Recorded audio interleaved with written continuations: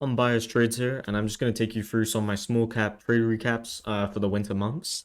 I'm just going to go over really two plays and explain some of the things that's happening in small caps right now, my thoughts on them, how I think you can trade them, and those kind of similar thoughts. So let's get into this.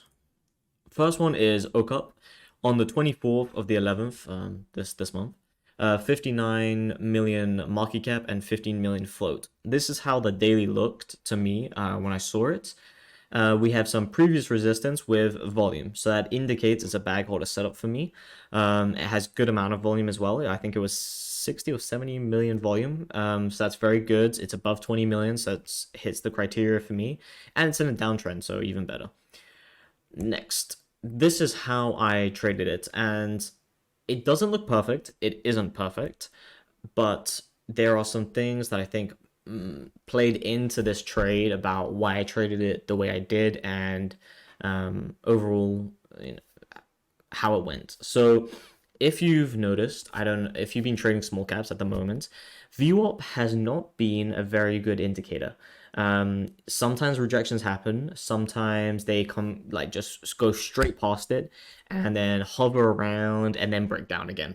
And that's been happening a lot. I think, according to my statistics at the moment, I'd say a decent 60 to 70% of the time, VWAP isn't being respected. It's trapping under it and just popping over and then, fading after. So I don't like shorting at VWAP at the moment, and that's very different for me. For this setup, normally VWAP is a good entry. Excuse me. And this is why I traded it kind of weirdly. So we opened up, we're below the 200 MA, which is the white line, this line, and we are below VWAP, so that's good as well.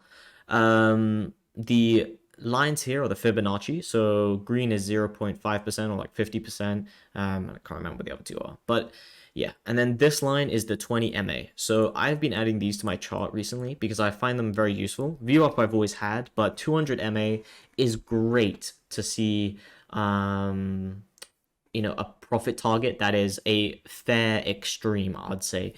Most of the time, the 5 minute and the 1 minute 200 MA, it will normally bounce off it and normally get to it, I'd say. A solid, 80, 90%. So you could take off 60, 70% of your profits at another reasonable level and then, leave to see if it gets to there. So I've been loving that, and it's very just good to see, how weak you are or how strong you are. And then the 20 MA is mainly for me to see soaking. I want to see if a level is just being held by the 20 MA and it's just soaking, or if shorts are piling in or if buys are piling in. And some of the manipulation we've been seeing recently really helps to have that on your chart. But I would say don't take a trade off the 20 MA. It's normally not useful. Like I did here, this was a bad entry. It wasn't very needed, but yeah, those are just my thoughts on these levels anyway. So we had a rejection. We had strong selling coming into the stock in the morning. So this was looking pretty good for me. I was thinking, okay, this is going to play out like a normal bag holder setup. I sized in 0.25, 0.25. So that means of my sizing of my full size, so 25%. We've been seeing the breakdown and then it started to rebound. And I was like, okay, I'm fine risking to pretty much VWAP. I'm not sized in too heavy. This is totally fine with me. So I sized in a bit too. This was bad. This was impatient. This was not needed. Luckily, it was smaller size, but that's still not an excuse, and I shouldn't have done it. So make sure to be selective about your entries. This was very good. This was 200 MA entry. I was feeling fine with that. Obviously, hindsight, okay, it went through, but I didn't know that, and it was looking kind of weak against that. It ended up going through, hit VWAP, and then rejected. So after this came back down, then I shorted. I was not going to short if this just touched VWAP, because most of the time it just goes through at the moment. So I'm not doing that. But it came back down, and then I started to short it. And the biggest indicator for me was this volume. Okay, anytime you are shorting, you need to be watching volume and you need to be seeing where these huge levels of selling are coming into. And those levels, after a big enough one, pretty much indicates that stock has like cracked. It's you know, it's dead for the meantime until buying volume really starts to ramp up. So after this, I was like, okay, I'm definitely right on this trade. Let's just, you know, see how it plays out. And we pulled down to this little consolidation area here. I took out some because I want to sell into the weakness. I don't want to be stupid and just let it rebound on me. So I sold, I think, half here.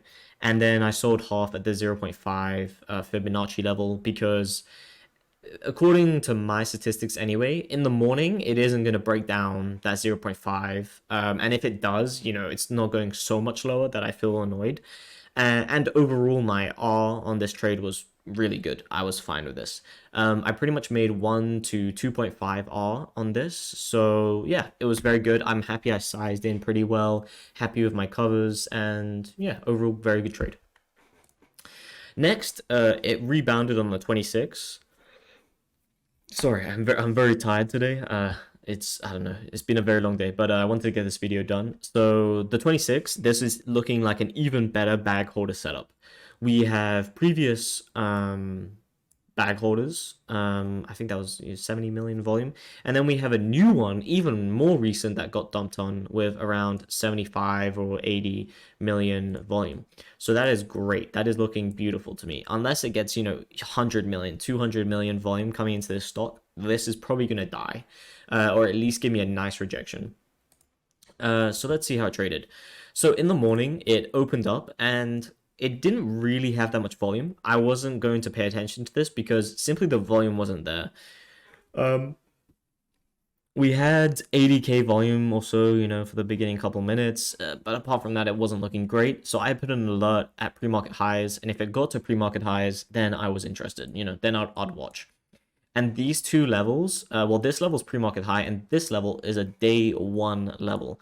So bag holder charts, I normally don't trade after, you know, the first day it, you know, pops up to a level and then comes back down. But if it pops up again to a previous level on the day before or something like that, then I'm looking to short that. That's easy for me. Normally, day one levels of either a short overextension or a bag holder setup, they are respected very well. Normally, you know, highs and lows of consolidation, high of days, that kind of stuff. But be careful because people fall into the trap like LGVN where it retests them and it just goes straight through. So you got to be careful and keep to your risk at all times. But you know, this for me, probability wise, I was taking this trade. It was easy. So we had a bit of an early entry. You may see a common trend. I have a problem with early entries. It does hurt my P&L at the moment, and I am trying to fix it. You know, if things could be fixed overnight, I would do it, but I at least know the problem, and I'm just kind of trying to get there with fixing it. But we had small size here, and then it popped just over the level and came right back down. And I was like, boom, that is my confirmation. Add the rest of the shares for full size, and then it just started to pull down. In hindsight, yes, I covered quite quickly, but my R was very good. I think I had 453 up to 470, so just about 20 cents, and I got all the way down to 430 from like 450, so I was fine with it 1-to-1. Yes, not the best, but it was an easy trade in hindsight. And the main thing that stopped me from holding this longer is just the volume. The volume on this was so low. It is a day two play, so the volume obviously is going to be lower, but I'm not confident at the moment holding these for even longer. But you definitely could say a criticism of this trade is that I should have held it at least to the 200 MA, or something like that. But you know, low volume means it can pull down really hard without much effort, and it can also pop without much effort. So I wasn't really risking that. And yeah, that was pretty much it. I hope you enjoyed the trade recaps. Leave any comments about small caps or anything like that you want to know, and I'll be sure to help you out. Yeah, that's it. Thank you very much for watching.